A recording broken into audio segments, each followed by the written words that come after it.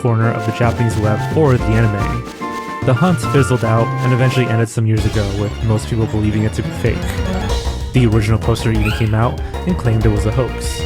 But even if you play devil's advocate, when you look at the evidence, it does become hard to believe otherwise. Between it being a supposed anime while only having American sources, and the fact that the accompanying image and visuals were found to be from a completely different OVA, it's not convincing. But the legend lives on, and if it was real, it's most certainly lost media. LOL Superman. LOL Superman refers to a lost video allegedly filmed on 9/11 in the World Trade Center courtyard. According to the rumor, the video was filmed from a low angle and depicted the people jumping off the buildings as they hit the pavement, in pretty horrifying detail. The title supposedly came from the caption used when the video was uploaded to sites like Ogrish and Liveleak. While it may very well be real, it could also be that people were remembering clips from the Man on the Street documentary or the skylight footage, which features similar perspectives. And yet, much like Saki Sanabashi, apparently there's quite a few claiming to remember the camera panning down to the courtyard, the sound of the impacts, and the very specific Superman title. While there's a lot of other videos out there depicting similar stuff, we currently have no verified proof that LOL Superman exists. Critical's early videos. Before he was Internet Jesus or Moist Critical, Charlie was a teenager known simply as Penguin Z0. While most of his classic deadpan commentary videos remain on his channel, a large portion of his earliest work has vanished. These weren't the rants we know today. They were short, silent Gears of War and Halo montages, uploaded under the channel name MinuteMaid719. Charlie himself has admitted to deleting many of these videos because he found them cringe and boring, but it would have been fun seeing him slowly find his formats. Occasional rediscovery threads pop up on Reddit when someone finds a dead link in a 2009 forum post. A few of the montages have been recovered by the Wayback Machine, but the majority of his first 100 videos remain fully lost. Super Mario Big Star Secrets. Before creepypastas, there were screamers. One of the most infamous was Super Mario 64 Big Star Secrets. Uploaded in 2007 by username LotusMan17, the video posed as a legitimate gaming tutorial. At the time, L is Real 2401 was the peak of gaming mysteries, and this video capitalized on that curiosity, with a series of tedious, hilariously specific instructions, running around the courtyard fountain, collecting every coin, and climbing every tree. The payoff was a sudden, jarring jump scare, featuring a screaming zombie from a TV commercial. For years, that video was a rite of passage for many young internet users, before LotusMan17 deleted it in 2012. For a decade, the video was considered fully lost, with only a thumbnail and a dead URL to prove it existed. A new discovery came in the 2020s though. It turns out reaction videos are a pretty good way to search for lost media. In between 2020 and 2024, searchers found old clips of children being pranked by the video.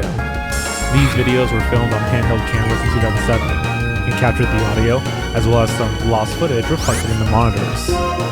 Most of the original video was found in 2025 though. It's kind of a miracle how it was found too. Back in the day on older computers, YouTube files were saved locally to your PC's temp files folder. Lost Media Wiki user Peter found a fragment of the video in his temp files folder, sitting in his hard drive for nearly 20 years. Paranormal Anna. The story of Elena G, also known online as Paranormal Anna, is one of the more unsettling stories on YouTube. In the early 2010s, she was a popular creator in the horror and ASMR community, known for reading creepy stories with a soft tone. Then she vanished. Her channel and over 120 videos were deleted. Some rumors went that she had been dealing with a stalker and was forced into hiding. Every few years, a channel would pop up with her name and upload a brief video stating she is back, sometimes just re-uploading her old content. They disappear just as quickly as they appear, getting deleted within the hour. Viewers have attempted to archive her work, but most of it remains lost, surviving only in memory. Toontown Online. Toontown Online was Disney's flagship MMORPG for kids, but beneath all the shiny colors lies a mountain of abandoned ideas. While fan servers have kept the game playable, large portions of Disney's original source code remain lost. its development history is littered with discarded neighborhoods that were never meant for the public eye. One example is Funny Farm. It appears in early design documents in the game's code, but the assets to accompany it were never finished or released. Furthermore, early builds of the game from 2001 and 2002 had various features that aren't available anymore, such as colored gloves for Toons and different dress models that were eventually scrapped. Unfortunately, Disney decided to put an end to the primary US servers and the game itself 10 years later.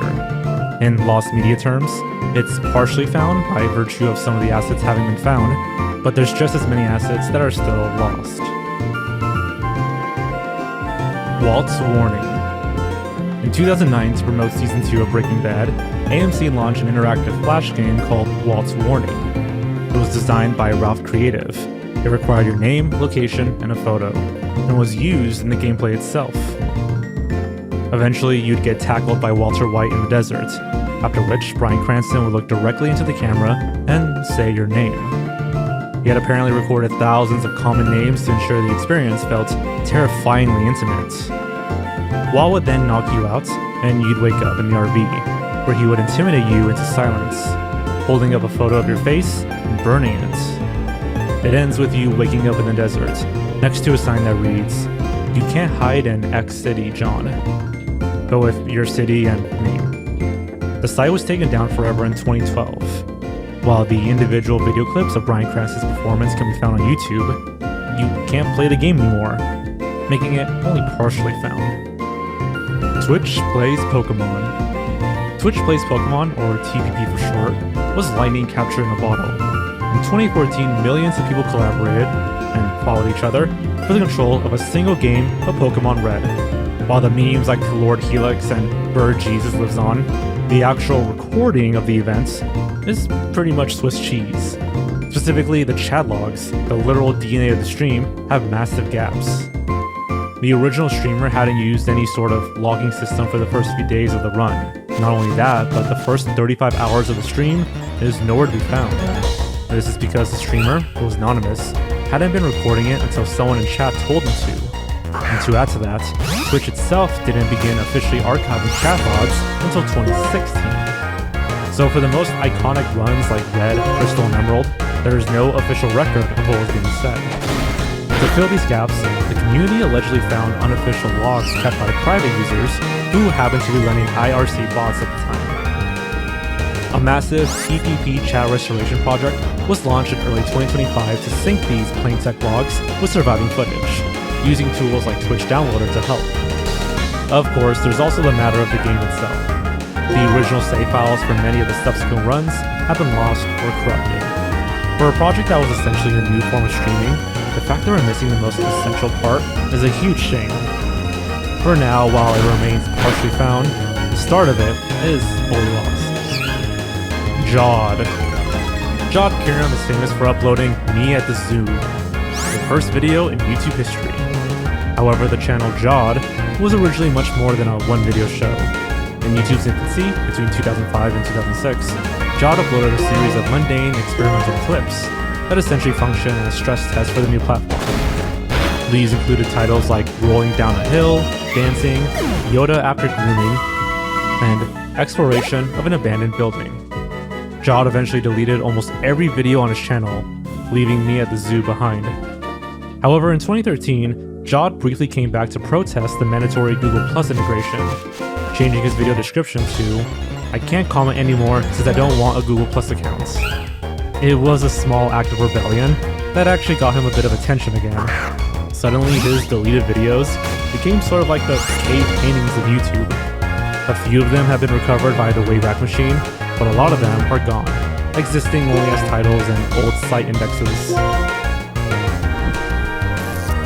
The Little Sam and Cat Show. When Sam and Cats was cancelled in 2014, amidst rumors of a fallout between Ariana Grande and Janelle McCurdy, Nickelodeon didn't just move on.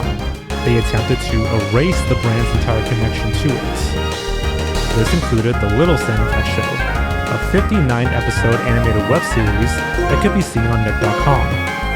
The show featured 2D animated mini versions of the characters in variety show skits, behind-the-scenes stunts, and challenges. Because the series was hosted using a proprietary Flash player, it was exceptionally difficult to rip in high quality.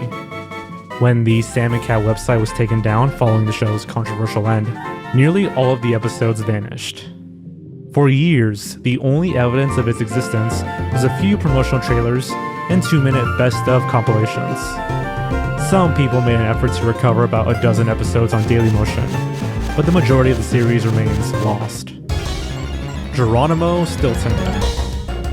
For many who grew up in the 2000s, Geronimo Stilton was more than just a book series about a neurotic mouse journalist.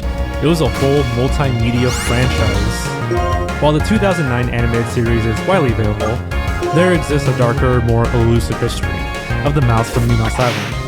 The big cheese for Stilton fans was the legendary 1999 pilot. For nearly 2 decades, its existence was debated, dismissed as a Mandela effect, or simply a misunderstanding of early promotional art.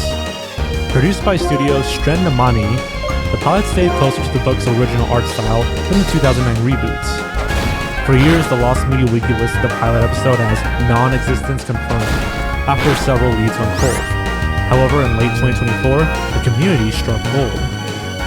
A show reel from the early 2000s were recovered from a defunct studio's archives via the Wayback Machine, containing several minutes of high-quality footage from the 99 production. Beyond the pilot, a massive chunk of the franchise's early digital history remains fully lost. Between 1997 and 2008, the official website hosted a series of interactive ebooks. They were complex Flash-based comics where readers could solve puzzles and interact with the environment to progress the story. The use of proprietary server-side hosting made them impossible to archive, and they were lost when the site was overhauled in the 2010s. Today, only the titles and a few static screenshots remain. Family Guy Online. In the early 2010s, branded MMORPGs were the corporate trend that no one quite asked for. 20th Century Fox decided to capitalize on the massive Family Guy franchise by creating Family Guy Online. It was a browser-based game powered by Unity, where you could play and live in Quahog. It was marketed as an MMLOL, which means exactly what you think it does. Massive multiplayer, laugh out loud. The game promised a social experience, where players could create their own Griffin-esque avatars and engage in the show's typical humor. It launched into the public beta in April 2012, and for a few months, it was pretty populated too. You could walk past the drunken clam, interact with Peter Griffin, and complete quests that felt like discarded beat pods from the show. By December 2012, less than a year after launch, Fox announced that the game would never leave beta and would be shut down in January 2013. The reason was never explicitly stated, though it's suspected to be from a lack of monetization and the inherent quality of Unity games in 2012 browsers. On January 18th, the servers were shut off. Because the game was entirely server-dependent, it closed completely. While fans have salvaged character models and textures, the server-side code is gone, leaving the game unplayable. The game is lost, but there's plenty of gameplay to see on YouTube. Pokemon.com. In the mid-2000s, the official Pokemon website hosted a massive hub of Flash content known as the Fun Zone. It had lots of high-quality Flash minigames that were remarkably polished for their time. Games like Switcheroo, Deep Sea Diving, and the oddly titled Grass Madass provided hours of entertainment. There were even hidden games that required you to manually type specific strings into the address bar to access. Secret rooms in a digital mansion that only the most dedicated fans knew about. But in 2010, the site was revamped, and the Fun Zone was removed overnight. While some survived on third-party, unblocked games websites, most of them were proprietary, and relied on specific assets from the Pokemon servers that weren't so easily mirrored. The 2020 death of Flash was the final nail in the coffin.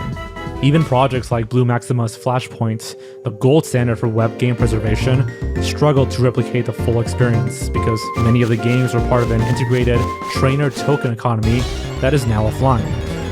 The only game that's partially found is Boba Fett's Puzzle Pack, since its Japanese version is available in the Flashpoint archives. Patamus' Herobrine streams. For years, the legend of Herobrine was the most famous ghost story in gaming. While the original 4chan creepypasta laid the groundwork, it was the Brocraft livestreams of 2010 that turned a spooky crawl into a global phenomenon. Two streamers, Copeland and Patamus, orchestrated the most famous sightings. Copeland's stream featured a retextured painting of a white-eyed Steve in a small room, and is often the most cited. But Patamus' stream had a much more uncanny feel to it. The recovered stream is laggy, sometimes pretty much a straight-up slideshow, and Patamus is making what appears to be an underground cobblestone farm, or something similar at least. Herobrine shows up in the background occasionally, but he's easy to miss.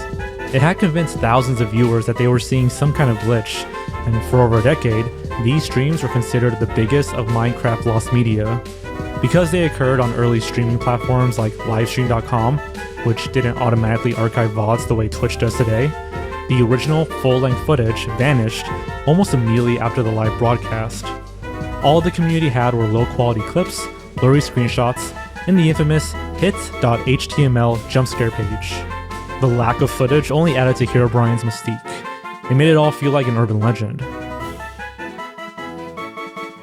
Hey guys, hope you're enjoying the video. I want to announce that I have a live stream channel now. If you're wondering why not stream on the main channel like I used to, well, that's because I want to start streaming a lot more frequently. Stuff like gaming, general chatting, or delving into spooky topics or watching spooky videos again. If live streams aren't your thing, don't worry, the main channel is staying exactly the same. In fact, I've recently employed some writers and editors to help with videos like this very one. But if you don't mind the extra content from me, check out the channel in the description or in the pinned comments. Thanks, and on with the video. Waluigi's toenail clipping?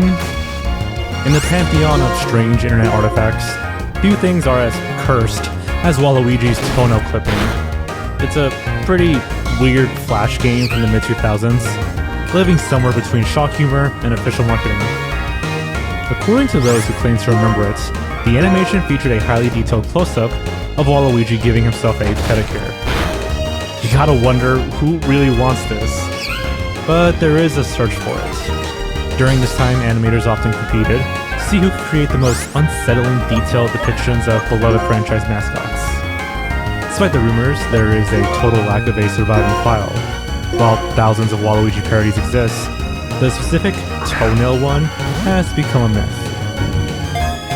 Searchers have scoured the archives of prolific Flash animators of that era, but every lead ends in a 404 or a dead link to a defunct personal domain. And of course, it gets further complicated by the Mandela effect. Is it actually real, or is there just a ton of people who believe they remember it, but actually don't? Well, if you didn't think it was absurd already, you definitely will when I tell you that it was discovered in an official Nintendo magazine. The appearance of it in an official magazine confirms it wasn't a fan-made hoax. It was a legit promotional game developed by Nintendo. The lack of even a screenshot makes this thing almost impossible to hunt down for. And for now, it remains fully lost. Postopia. Launched by Post Cereals in 2001, Postopia was a massive digital world that bridged the gap between the breakfast table and the browser. Using Post tokens, which are codes found on the back of cereal boxes, players could unlock exclusive levels and power-ups in games like Waffle Boy's Jungle Adventure or Big Mouth's Life. It really pioneered the genre, and it wouldn't be the last of its kind either, but that's a story for another day. At its peak, the site pulled in millions of unique viewers, creating a giant online civilization built entirely on the marketing budgets of Fruity Pebbles and Honeycomb. When the site was discontinued in 2011, a decade's worth of high-quality Flash games vanished overnight. But in this case, it wasn't just minigames, it was a whole entire integrated ecosystem. Projects like Flashpoint have managed to recover some of the standalone games, but the world maps and the event-based areas are largely lost. And yet again, because much of the game was server-side, a simple SWF file isn't enough to recreate the experience. You can find some of the pieces, but you can't assemble the puzzle. Most of Postopia's games are listed on the wiki as fully lost, with only low-quality YouTube footage to prove they existed. The problem with recovering them stems from the fact that they were never meant to be permanent. They were temporary marketing tools, meant to be replaced by the next campaign.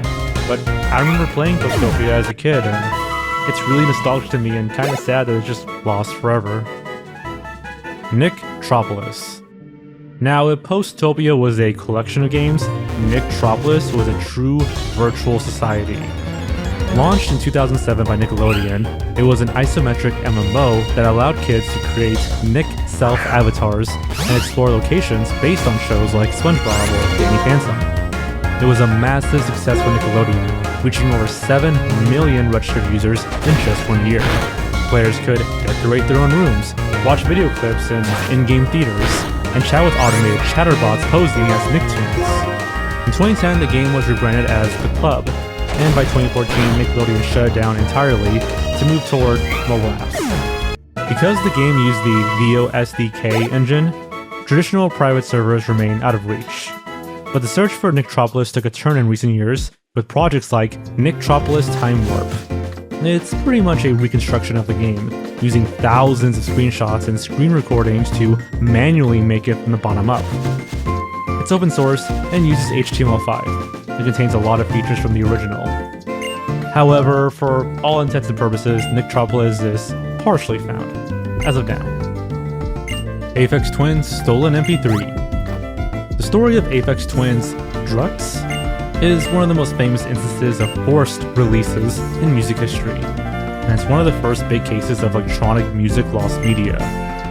He was always vocal about sitting on a massive vault of unreleased tracks, some of which he had been performing live in various forms but had never officially mastered for a studio release. The mystery began around 1999 or 2000, when a laptop or a collection of zip disks containing hundreds of unreleased songs were allegedly stolen. While the exact details of theft vary, like some saying it was stolen at airports, and others claiming it was a burglary, the impact was immediate. In the early days of Napster and SoulSeek, James, who is notoriously protective and cryptic about his creative process, found himself in a race against leakers. According to James himself in subsequent interviews, the theft was the primary reason for the existence of the 2001 double album Drux. He claimed that because so much of his unreleased material was now circulating on the internet, he felt forced to release it officially just to beat the leakers to the punch. The lost aspect of this entry is twofold. First, there is the original intended version of Drux. It's been speculated that the album we received wasn't the cohesive project James had planned. This turned the 2001 album into a data dump, leaving the true curated version of the project as a piece of media that effectively doesn't exist. Second, there is the matter of the missing hundreds. James claimed that the stolen drive contained far more music than what ended up on the album. It was a decade-long hunt, and the mystery was partially solved and even deepened in 2014, when James made a massive SoundCloud dump under the username user18081971. He began uploading hundreds of demos for free, many of which were dated from the exact era of the theft.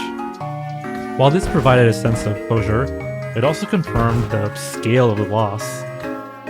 Even with over 200 tracks uploaded, many legendary live-only versions and specific tracks, mentioned only in Warp Records press releases, remain unaccounted for. There's even more instances of lost media concerning Aphex Twin, but for now, that original hard drives remains fully lost. The 7 Wonders of Nico Nico. Nico Nico, which is basically Japanese YouTube, was the birthplace of some of the internet's biggest memes, but it was also home to a series of 7 wonders. Glitches that were strange but persistent enough to become a thing. They range from comments on videos not showing up, to the progress bar rewinding, or a video's timer straight up decreasing. Apparently there's also one where the video just turns green. As a byproduct of Flash shutting down, Nico Nico had updated their site and effectively fixed all the glitches. For example, some videos allegedly even utilize a specific vulnerability in the comment system to create interactive art, but that's lost now. Not much else is known about them, but we can verify their existence thanks to bug reports. But since we can't see any of them, they are for now fully lost. Blue Room PC. The mystery of Blue Room PC began in a 2014 thread on 4chan's Paranormal board. The user, identified as PC, began posting about a series of disturbing, corrupted files appearing on his friend's computer. PC claimed his friend's computer was infected with corrupted files that formed a distorted, pale face. PC had also claimed his friend was being stalked by red lights coming from his bathroom. And to document the phenomena, PC set up a live Twitch stream under the name Blue Room PC. According to one of the viewers, the stream featured a tablet displaying the god face, a chair that allegedly threw towards the camera, and various objects moving on their own. The stream abruptly ended, and the channel was deleted shortly after. Furthermore, because the event happened so quickly, we are left with only scattered screenshots and some shifty testimonials. The stream is fully lost, but we do have one alleged screenshot of it on the Lost Media Wiki. The channel it was streamed on is still available too. The stream bot itself is fully gone. Blue Rise Poppy Playtime. Moving up to some more modern Lost Media, we have Blue Rise Poppy Playtime stream. He's a streamer who's mostly known for his reaction content, but one specific stream has become especially known, at least in the Lost Media community. During the peak of the Poppy Playtime craze, which is a horror game, Blue Rai made a silly face on the stream while playing it, which someone screenshotted and trolled with him. But the original VOD expired, so the stream is essentially gone, with the photo as the only remaining proof of its existence. A year later in 2022, a lot of viewers speculated that the screenshot was a hoax, or an edit by a fan, which was supposedly common in their community. Yet Blue Rai himself went live trying to find the face's origin stream, and he managed to confirm that not only was the face in the first 10 minutes of the stream, but that it was also real and not a fan edit. His moderator eventually recovered the exact date and URL of the broadcast. Sadly, the files were corrupted, and as of today, it remains lost. Casey's Cave. While Casey's Cave began as a bio-creepypasta by the Brothers Machado, the true mystery lies in a fan-made spin-off series. The story became popular enough for the Brothers Machado to make follow-up videos, but this entry actually refers to a creation by one of the viewers, ECW Gaming, who were inspired to make their own Casey's Cave. The first video, titled I Found Casey's Cave, allegedly became an immediate hit. Following the success of the first video, ECW Gaming expanded the concept into a long-form series consisting of 10 additional videos. These videos were a major turning point for the channel, causing a shift from standard gaming content to horror content that the creator would eventually become famous for under his new moniker, Scare Theater. However, in the midst of rebranding to Scare Theater, the original ECW Gaming channel, which is now Scare Theater 2, was scrubbed. The entirety of the Casey's Cave series was either deleted or made private, making it partially lost. Even if you try to use the Wayback Machine, most of the links are dead, but apparently there was even a full-length Casey's Cave film development that got cancelled in 2014. Some fragments of the footage and transcripts have been found, partially thanks to users like DJ Deadpig, who found obscured watermarks and screenshots on old Minecraft server archives, but the majority of the videos still remain inaccessible to us. Unfortunately, even if we know exactly who made the videos and when they were uploaded, they were intentionally removed in an effort to rebrand. The videos are almost entirely lost, with the exception of some alleged screenshots and clips in DJ Deadpig's video on them. God's Face. The centerpiece of the Blue Room PC mystery is God's Face, a red, distorted image that looks like a behemoth from Berserk. For nearly a decade, rumors suggested the face was a heavily edited photo of the nostalgia critic, or a victim from a forgotten snuff film. Because the image was so compressed through thousands of 4chan threads, the true source was considered lost. The mystery unraveled when a YouTuber named Joka interviewed the creator, Jess, who revealed the face was a composite made for a 4chan ARG. So we've got an explanation, but Jess mentioned having lost the original photos, so it's effectively fully lost.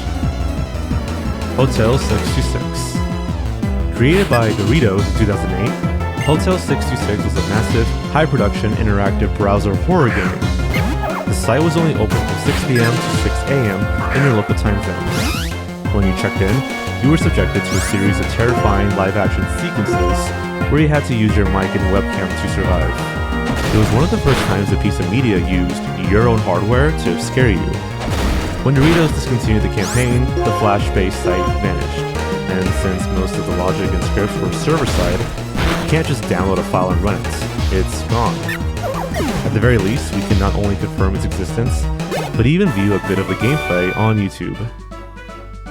Kanye Quest 3030. On its surface, Kanye Quest 3030 was a goofy, fan-made RPG released in 2013, where you play as Kanye West in a dystopian future. The game stayed under the radar until players discovered a hidden secret. By typing the word ascend into a specific chat prompt, the game would change. The hip-hop aesthetic vanished, replaced by cryptic messages, disturbing imagery, and a prompt asking the player if they wish to ascend in the real world. It was so jarring, it sparked theories of real-life coal recruitments, or that it could just be a massive ARG.